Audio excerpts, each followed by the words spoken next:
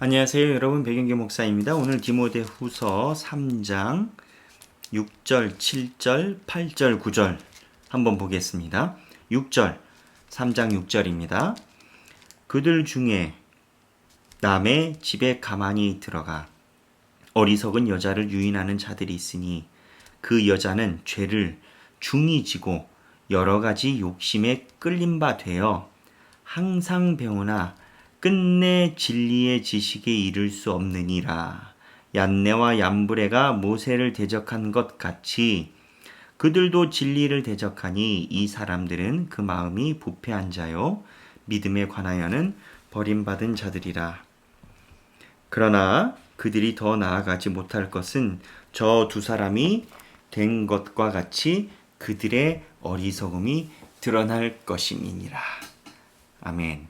자, 여기 보면 어저께 경건의 모양은 있으나 경건의 능력은 부인하는 자들에게서 돌아서라 라고 이야기를 합니다. 그러니까 하나님을 믿는 것으로 모든 것이 이루어진다라는 것이 종국적에는 믿음이 안 가는 겁니다. 그래서 내가 하나님 말씀대로 살아가는 것처럼 모양은 가져가지만 실제적으로는 하나님을 잘 안 따라가니까 그렇다고 사람들이 거기서 평생 살지 못합니다. 우리의 공간은 마치 비어있는 항아리 같아가지고 무엇가 비어있다라고 그냥 갈 수 있는 게 아니라 사람들이 무언가로 이제 좀 채우기 시작합니다. 이 채우기 시작을 하는데 초대교회 교인들이 이거를 어떻게 채웠냐면, 제가 지난번 3장 1절부터 이야기를 할 때 모든 잘못된 것의 뿌리가 자기를 사랑하고 그리고 쾌락을 추구한다. 이게 모든 것의 기저라고 이야기를 했습니다. 사람들이 어떻게 보면은 하나님 안에서 나를 사랑하고 내 쾌락을 추구하는 것을 어떻게 보면 인정받고 싶은 거예요. 근데 하나님을 믿으면 하나님 따라서 십자가에 가야 되는데 십자가의 길을 가는 것은 싫고, 그러다 보니까 제3의 원리가 들어옵니다. 그 제3의 원리가 뭐냐? 너희들이 원하는 대로 막 해도 괜찮다. 그거 하나님이 보고 인정해 주시는 거다. 그 제3의 원리가 뭐냐? 영지주의자들이었습니다. 영지주의자들이 뭘 이야기를 했냐면, 저희가 몇 번 이야기를 했는데요. 영지주의자들은 기본적으로 깨달음으로 사람들이 그것만 가지고 천국에 간다라는 겁니다. 그럼 깨달으면 된다라는 거예요. 근데 이게 무언가 고단위의 종교, 교리를 이야기하는 것 같지만 실상은 인간의 본성을 편하게 해주는 거예요. 머리로 이해만 되면, 머리로 깨달으면 예수 믿는 것이 다 인정이 된다라는 거예요. 설교 말씀 듣고 그걸로 인정만 되면 그걸로 더 나갈 게 없다라는 거예요. 그러면서 한 가지 더, 어차피 깨달아서 저쪽에 이르러야 되니까 육체는 아무 쓸모가 없다.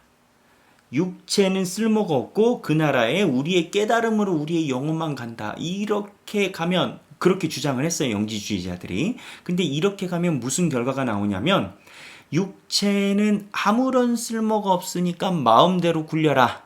너희들이 원하는 대로 쾌락을 쫓아가도 된다.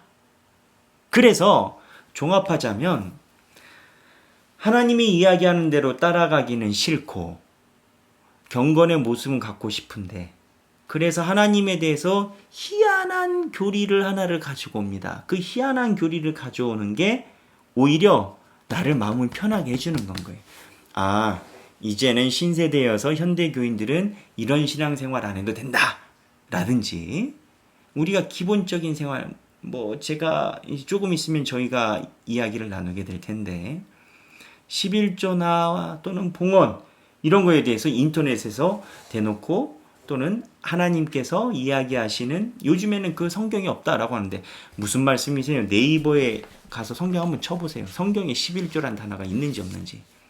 그러니까 뭐라고 하냐면, 성경이나 이런 하나님의 진리에 대해서 깊이 들어가면 우리의 헌신분량이 나오는데, 헌신분량은 하기 싫고 하다 보니까 새로운 교리에 집중을 하는 겁니다. 그래서 영지주의자들이 육체는 쓸모없고 너희들의 쾌락을 추구해도 된다 하니까 무슨 결론이 나왔냐? 3장 6절에 그들 중에 남의 집에 가만히 들어가 어리석은 여자를 유인하는 자들이 있으니 그 여자는 죄를 중히 지고 여러 가지 욕심이 끌린 바 되어. 육체가 쓸모없으니까 성적인 기준이 무너진 겁니다. 영지주의자들이 실제적으로 그랬어요. 그래서 성적인 기준이 무너지니까 항상 배우나 끝내 진리의 지식에 이를 수 없느니라. 채우는 거를 하나님께 다가가는 걸로 채워야 되는데 자기들이 원하는 욕구를 변호해주는 이론으로 자꾸 채우니까 영지주의자들이 이야기한 것처럼 내가 육체가 쓸모없다니까 마음대로 쾌락을 쫓으니까 그게 채워질 것 같은데 안 채워진다라는 거예요. 그러면서 이런 현상이 문제가 된다라는 거예요. 이게 그 당시에만 있는 게 아닙니다. 우리가 영지주의를 이야기를 하니까 영지주의를 이야기를 하지만 예수를 믿으면서 어느 정도 단계에 올라가게 되면 하나님의 십자가가 나와요. 헌신이 나와요. 순종이 나와요. 그러면 순종은 하기 싫고 십자가는 지기 싫으니까 신앙인의 새로운 마음을 부드럽게 해주는 그러한 소리들이 귀에 들어옵니다. 그러면 이 묘하게 이제 믹서가 돼요. 믹싱이 돼요. 신앙생활은 이런 거야. 새로운 신앙생활은 이런 거야. 그러다 보면 여러 가지 욕심에 어차피 내가 편하게 살고 싶은 거에 욕심이 끌린 바 되니까 채워지지가 않는 거예요. 근데 이렇게 나타나는 현상들, 사람들을 미혹하는 사람, 그 예수를 믿는 게 이런 방향이 아니고 영지주의자들이 이야기하는 것처럼 너희들을 사랑하고 육체의 정욕을 따르고 적당히 깨달으면 천국에 가고 예수를 믿는데 이런 방법이 아니고 새로운 방법이다. 이렇게 대적하는 사람은 8절에 얀네와 얀브레가 누구냐? 고서에 의하면 모세가 지팡이를 던질 때 이집트에서 같이 모세에게 지팡이를 던진 마술사들 있지 않습니까? 그 지팡이를 모세 지팡이가 그 뱀이 이겼지 않습니까? 지팡이를 던지면 뱀이 되는데 이집트의 마술사들도 똑같이 했어요. 그 두 사람이 얀네와 얀브레라는 거예요. 얀네와 얀브레가 모세를 대적한 것 같이 그들도 진리를 대적하니 이 사람들은 그 마음이 부패한 자요 믿음에 관하여는 버림받은 자들이라. 그러나 그들이 더 나아가지 못할 것은 저 두 사람이 된 것과 같이 그들의 어리석음이 드러날 것입니다. 그러니까 이 본문에 두 부류가 있는 거예요.